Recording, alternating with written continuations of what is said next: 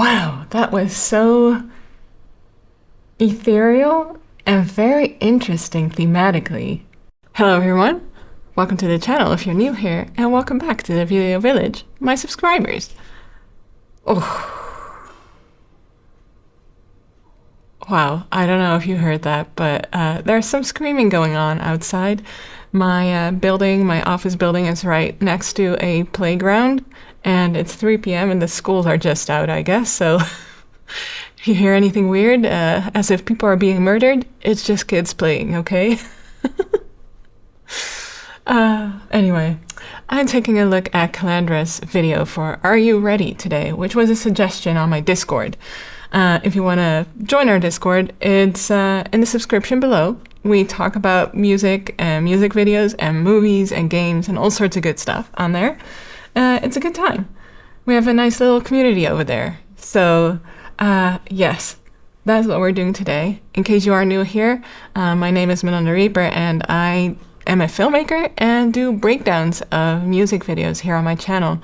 I also post daily vlog videos about what goes into being a filmmaker every day, and the ups and the downs and the roller coaster that it often is. So, especially as a writer, director who's constantly pitching my own materials in places. And yeah, so you can go check that out if you want. There's also a short film I did recently that's on my channel too, so you can check that out if you want.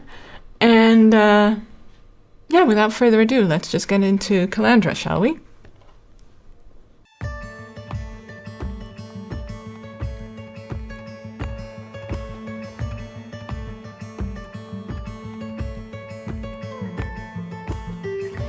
No pressure at all, none whatsoever. You do what you want,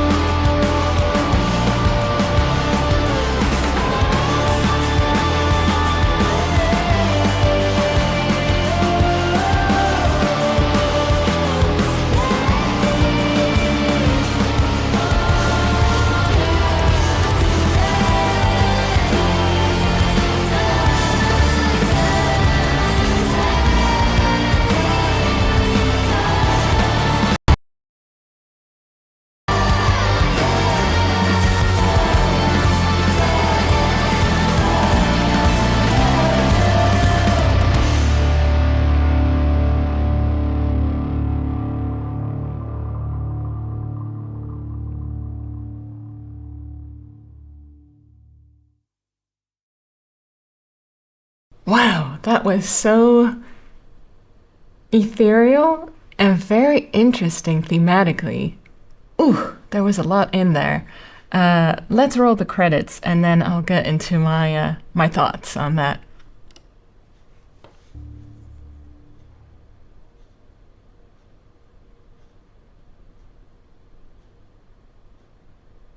The members, that's right.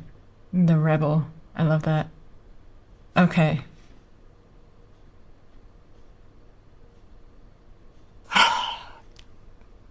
That was so cool. I'm really impressed with how effective this was, and also I saw in the description that they shot this in a weekend and like cut it in a week. This doesn't feel like what could have easily come across as a very rushed production. Let me just say that first, because it's possible that they spent a lot more time in post-production maybe and just knew really well what they were going to be doing. But this felt very, very well put together, and absolutely love that. So we open on this really wonderful, sort of almost gladiator-esque shot. You know, the hand through the grain. It's just such a typical gladiator shot. I feel like it's all I can see.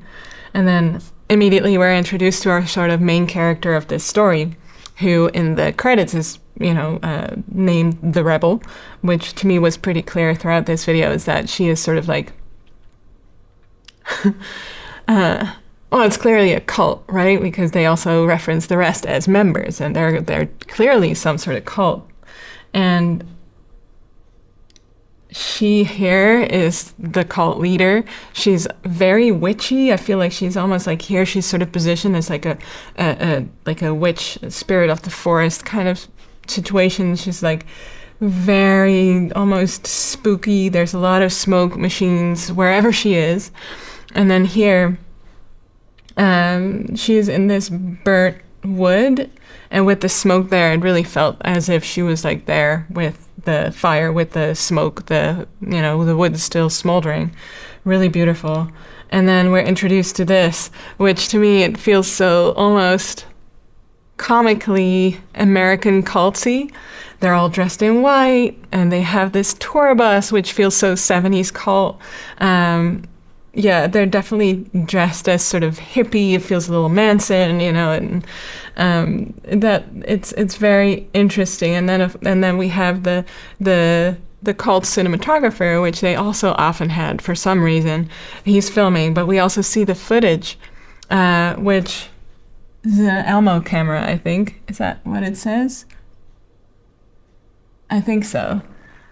And it's so cool because that makes it like the look of the camera footage drives home even more so that it's like sort of trying to emulate this 70s cult vibe. And I thought it was really cool because we have this contrast between the really modern footage, which, by the way, they chose to do that in 4/3, so that's the aspect ratio. It's not a widescreen ratio. We only see, this little, not quite square box, still placing it in not exactly modern times, but more modern than the 70s anyway.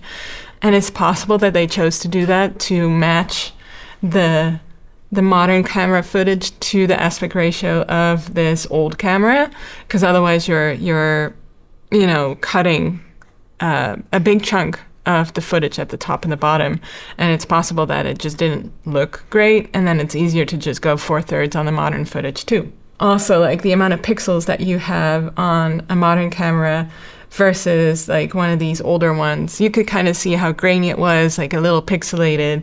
Like just even transferring or converting it from analog to digital, it's a whole thing. So the contrast between the two is really big. And it also made me just feel like, to me, like to people living in that time, like if you didn't grow up in that time when people did have cameras, but the footage wasn't as like picture perfect as it looks today. Like this, what we have here is like 4K, super high resolution, Apple ProRes, whatever. I look so real, whereas the footage on one of those cameras doesn't look very real to us with our eyes that are used to this. So it really made me think like, to those people at that time, the world was 4K too. You know what I mean? And it's funny because they filmed like a modern setting with a camera that makes it look like it's the 70s. Anyway, long ramble, but I just wanted to say it's like, it's always fascinating to me to watch old footage and realize that it was actually a reel. I hope that makes sense. What a ramble. Yeah, so this is that footage. You know how it looks a little less real? It looks like old pictures. And I think that's really lovely for this specifically. Because this is modern times, yet it feels like it's like set in the 70s. So they get out of the bus. And I just also wanted to point out that the color grading is really nice on this modern footage. Very brightly colored. It's very saturated looking. The blues are super blue. The reds are super red, which really contrasts very nicely with all of the white that the women are wearing. And on top of that, I also wanted to say is like these shots and all of the shots where we are introduced to, the bus, what's happening inside the bus, and then they come out of the bus, as well as this sort of compound that they have, this beautiful house. The camera is extremely static, so it almost looks like photographs. And I'm sure that was intentional too, because again, like it feels like they're emulating sort of the 70s in that sense. And, handheld.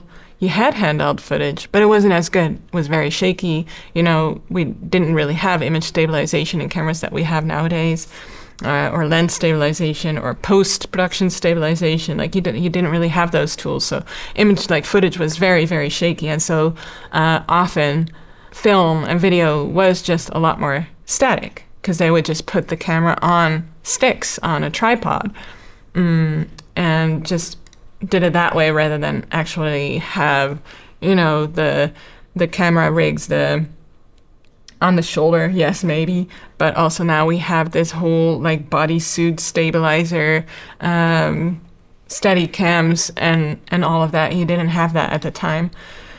This is a stunning shot. It's a drone shot, but it's just absolutely beautiful. It's so cool. And I think it's really a good choice. They went to this location, and when you get there and you look at it from eye level, you don't realize how pretty something looks from up top. Maybe they had seen it on Google Maps that they had a really cool location here, but I think that's really cool. And given that they went for this symbol with this, right? Like this. Well, let me move it there so you can actually see. But it almost looks like this logo too, right?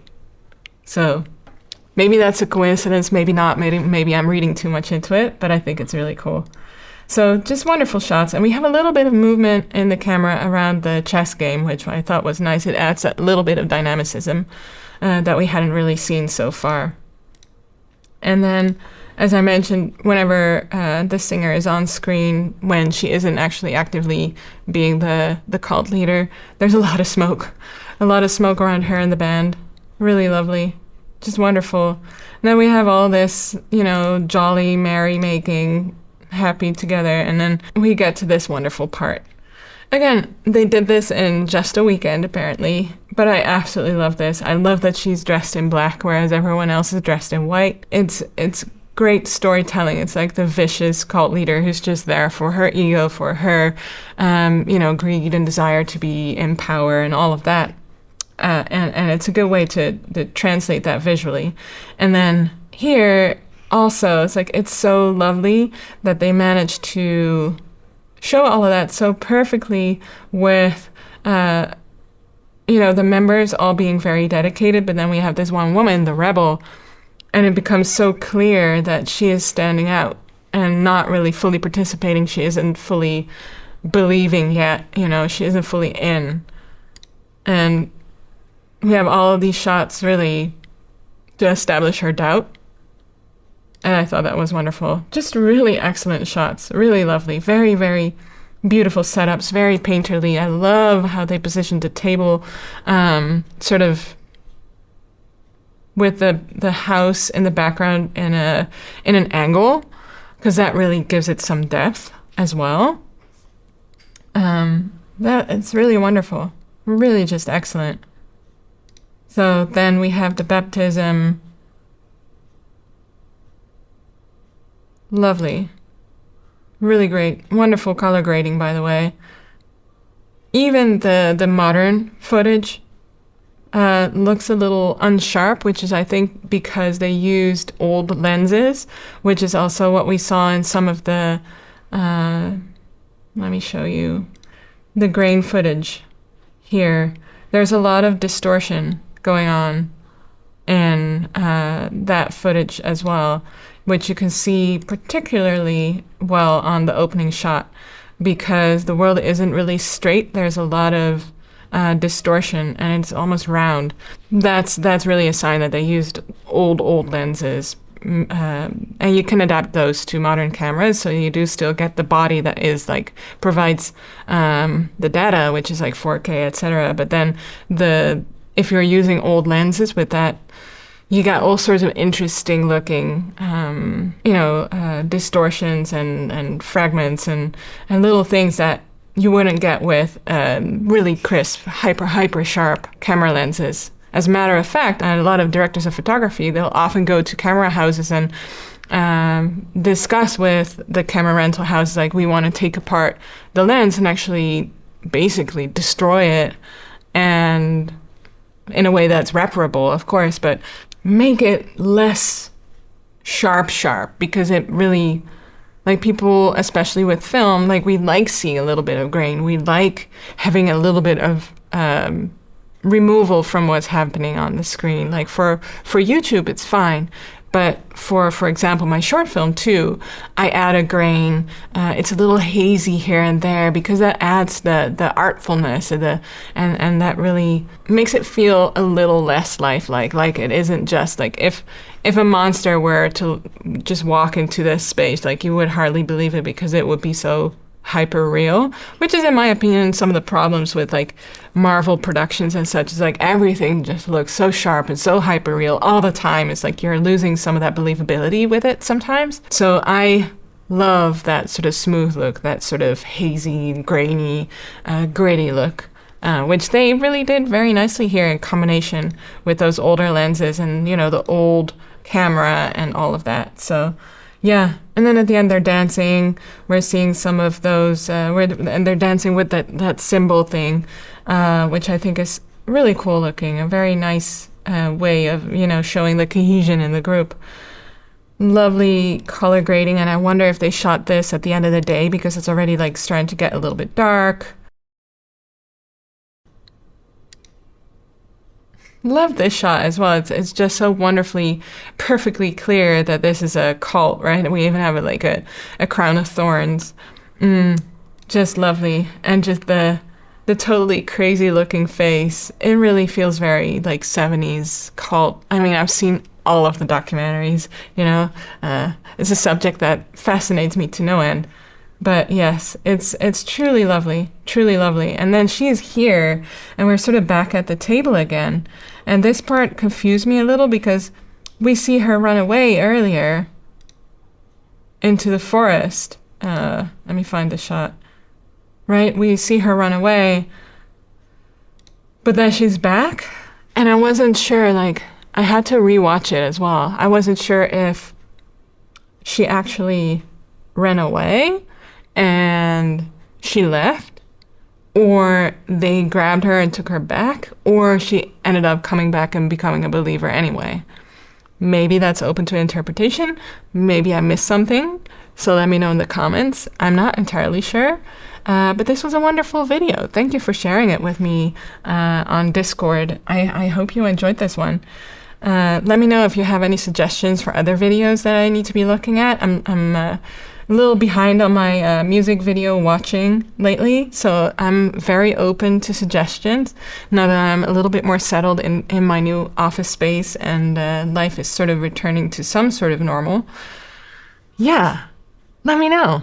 And in the meantime, don't forget to check out my daily vlogs, which are all about my life as a filmmaker, if that's something you're interested in. Don't forget to subscribe so you can follow along, and like the video so we can make sure to reach more people. And lastly, please take care, have a lovely day, and I'll see you for the next one. Peace.